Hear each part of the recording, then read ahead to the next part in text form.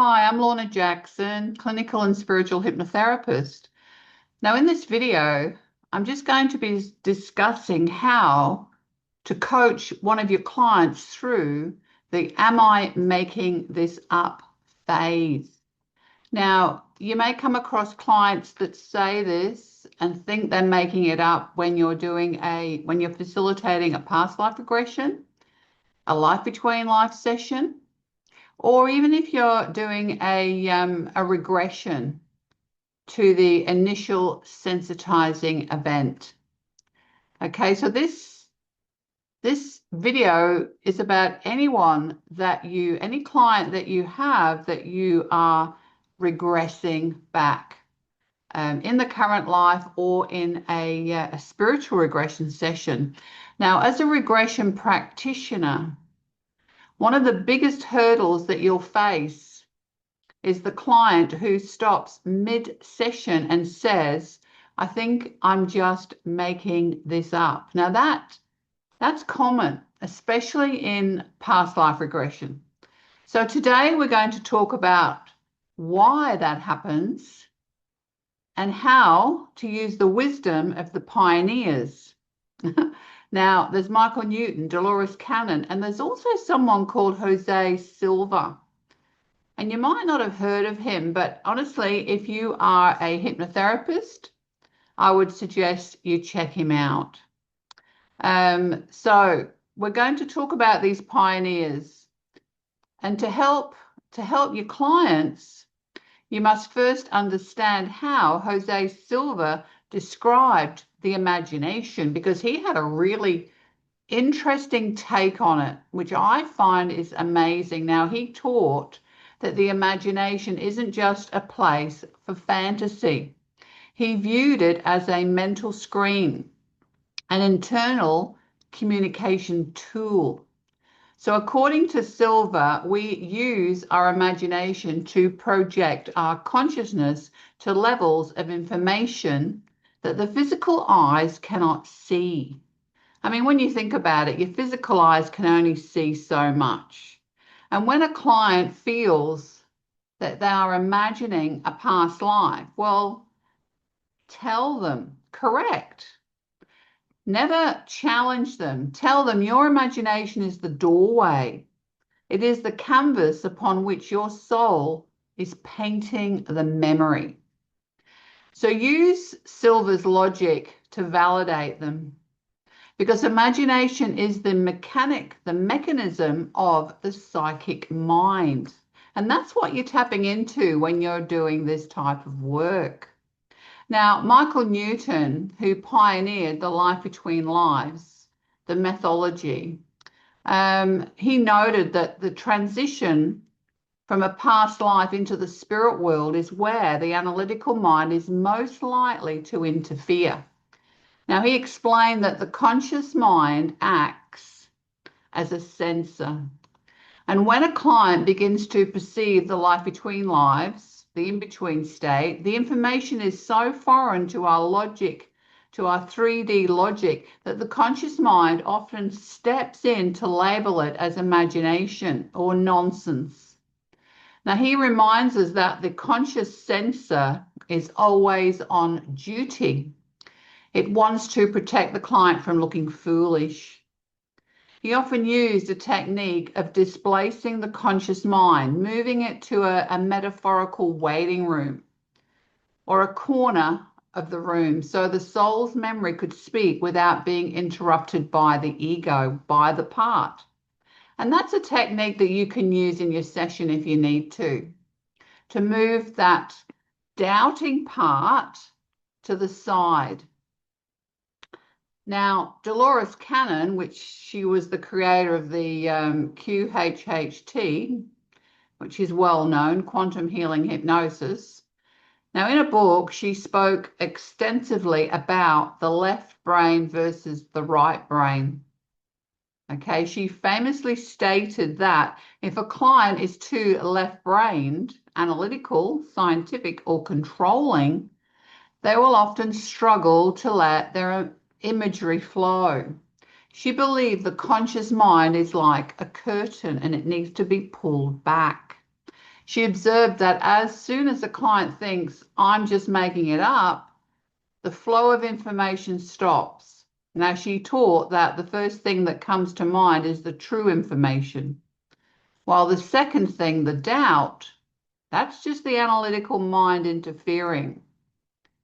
Now, in Many Lives, Many Masters, Dr. Brian Weiss actually shared his own struggle with this. He noted that even while a person is in a deep trance, a fraction of their conscious mind remains awake and observing. Now, Weiss explains that being hypnotized does not mean being unconscious, because the client is often perfectly aware of the noises in the street or the chair they're sitting in. And the clients often think that because they can still hear their own thoughts, that they aren't deep enough. Now, this expectation of blacking out when they're in a session of hypnosis or regression session is what creates the block. So when your client gets stuck in their analytical mind, use the creative bridge technique. Now, what is that? Well, if they say, I feel like I'm making up a scene in a forest, don't argue with them. Instead, lean into Silver's philosophy and say, well, that's perfect. Use that imagination. Describe the trees. What does the air feel like? Because by moving them into sensory details, you bypass the analytical gatekeeper and drop them deeper into the theta state, where true regression happens. This is how you deepen them, not by saying go deeper and deeper, counting them down, going down stairway. You encourage them to describe the sensory, the detail. Because Silver believed that we must train our imagination to be a reliable receiver. If a client makes it up long enough, the subconscious eventually takes over and provides information that the client couldn't possibly have known. Now, your clients will likely feel 10% they're in the room with you and 90% in the spirit world if it's a spiritual regression. And if they wait for the 10% to disappear, that's when they block themselves, because they're not going to be completely unconscious. That's very, very rare. Now, Dolores Cannon's golden rule was don't filter. Tell the client to describe the texture, the color, or the feeling before they try to figure out what it means. Don't wait. Michael Newton often found that people who have never done therapy or meditation need a warm-up session just to prove to the analytical mind that they're safe. I often do that with my clients, a warm-up session first. And when a client says, I'm making this up, the best response is, that's perfectly fine. If you were making it up, what would happen next? Because this bypasses the truth filter and keeps the imagery moving until the client sinks deeper and realizes they couldn't have imagined the details they're seeing. The analytical mind is not the enemy, it is just a passenger.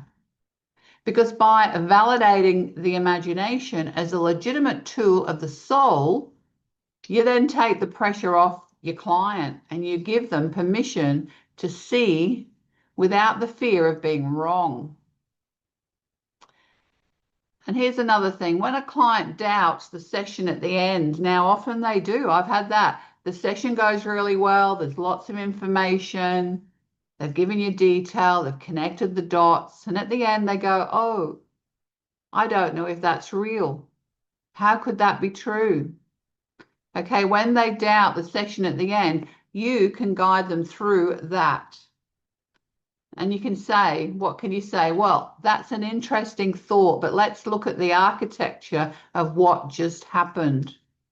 Because if I asked you to sit down right now and write a 45-page short story, complete with historical textures, smells, intense emotional breakthroughs, and a clear soul lesson that perfectly mirrors your current life struggles, how long would that take you?